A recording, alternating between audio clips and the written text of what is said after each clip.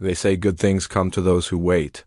And for Britain, waiting paid off big time. After 64 years of Hanoverian rule, the British finally got their wish in the form of a new monarch, Queen Victoria, whose legacy would shape Britain into a global empire that literally never set. Welcome to my channel. And today, let's find out how Queen Victoria made Britain truly great. Before we begin, subscribe so you never miss an exciting episode. In the year 1837, the United Kingdom of Great Britain and Ireland had been ruled by King William IV. But he had no legitimate children, so his counselors were looking for a suitable candidate from the extended German family tree to inherit the throne. Enter Princess Alexandrina Victoria of Saxony, Coburg, and Gotha. She was the daughter of Edward, Duke of Kent, and thus the first cousin of King William IV. At the age of 18, she was brought to Britain to meet her uncle, the king. All she knew about England was what she'd heard from her late father, who had died when she was just 2. In fact, she couldn't even speak proper English.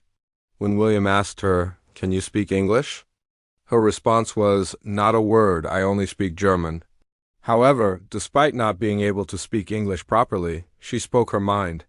During one of their carriage rides, she told her uncle how bored she was with these endless rides. To which William replied, "My dear girl, there is nothing to be done. You know our English, how we like to drive out and take the air. It is in our blood."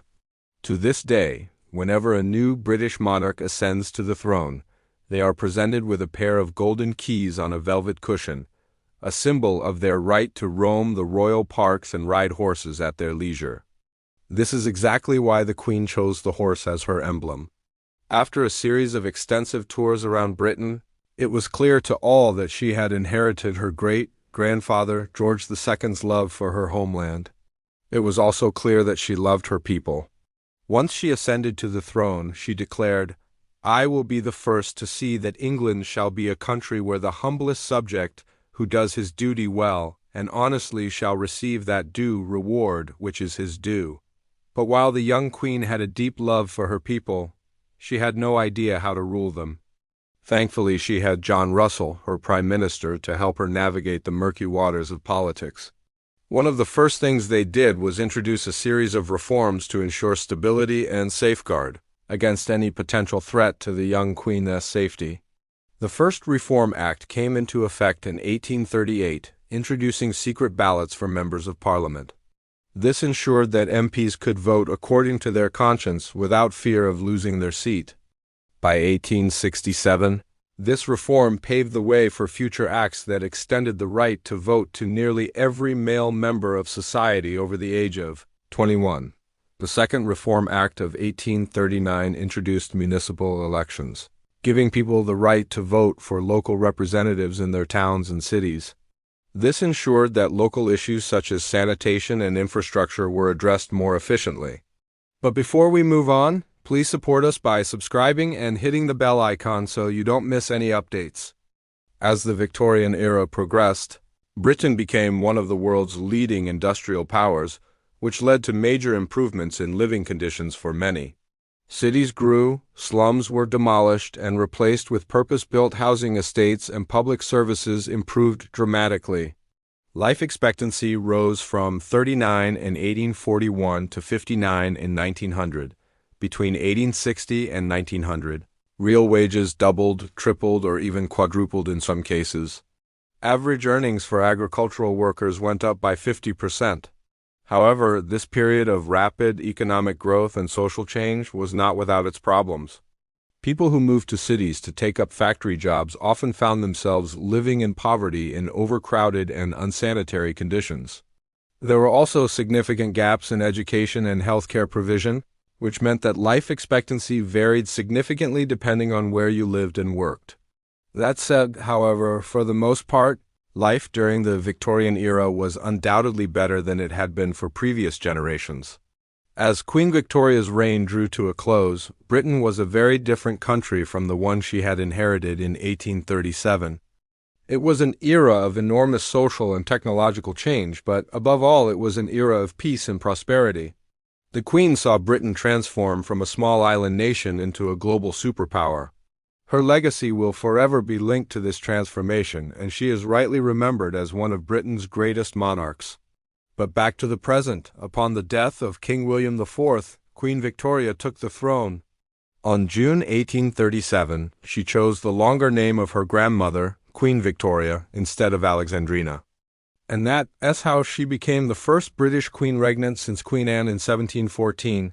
She reigned for 63 years and 7 months, longer than any other monarch in British history until Queen Elizabeth II came along. Upon ascending to the throne, she declared that she would do everything in her power to serve her people and make Britain a strong and prosperous country, and she kept her word. The first thing she did was make sure that her position as queen was secure. To do this, she surrounded herself with loyal advisors and ministers who shared her vision for Britain. One of her most trusted advisors was her secretary, Sir Theodore Martin. He helped her draft her speeches and wrote many of her public statements. He was also the father of her close friend and confidant, the Honorable Violet Anne, who became one of the most influential women of her day. Another key figure in the Queen's inner circle was her controller, Sir Francis Levison Gower. He was responsible for managing the Queen's household and finances, and played an important role in shaping her daily routine. But despite having such a busy schedule, the Queen always made time for her favorite activity, driving her horses. Every morning she would get up early and ride her horse around the grounds of Windsor Castle. This was her chance to relax and enjoy the peace and quiet of the countryside. And it was something she looked forward to every day. But the Queen wasn't just a horse lover. She was also passionate about her garden at Windsor. Every afternoon she would visit the gardens and walk among the flowers and trees. This was her chance to escape the pressures of being queen and just enjoy nature. And it was something she looked forward to every day. Over time, the Queen's routine became so well known that it was almost like clockwork. Every morning she would wake up early, ride her horse, and then visit her garden. Every afternoon she would attend to her official duties and then return to her horse and garden. This routine gave the Queen a sense of stability and order to her life, and it was something that she held on to throughout her long reign. However, while the Queen was happy in her private life, she faced many challenges during her reign. One of the biggest challenges she faced was the Irish famine, which began in 1845 and lasted for several years.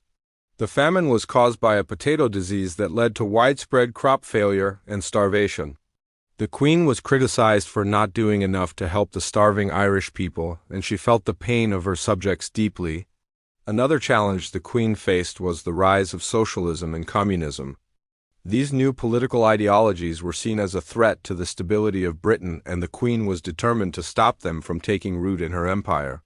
She did this by promoting traditional values and institutions such as the Church of England, the monarchy, and the House of Lords. Despite these challenges, the Queen managed to maintain her popularity throughout her reign. She was seen as a symbol of stability and continuity during a time of great social and political change, and people turned to her for comfort and reassurance. Even her critics had to admit that she was a hard worker and a very dedicated monarch. She was rarely seen without her famous black notebook in which she meticulously recorded her daily activities and thoughts. She was also very involved in the government and was known for her sharp intellect and her ability to make quick decisions. However, perhaps the Queen's greatest achievement was her ability to adapt to changing times. She was born in an age of horse-drawn carriages and candlelight, but she died in an age of automobiles and electric lights. She saw Britain transform from a small island nation into a global superpower, and she played a key role in this transformation. When Queen Victoria died on January 1901, she left behind a legacy that would inspire generations of Britons. She was a monarch who had served her people with distinction, and she had helped to make Britain the great power it was. But perhaps her greatest legacy was the example she set as a woman in a man's world. She showed that women could be strong and intelligent leaders if given the opportunity, and her example would pave the way for generations of women who followed in her footsteps. Let us know in the comments how you think Queen Victoria shaped Britain into a global empire. Thanks for watching. See you next time.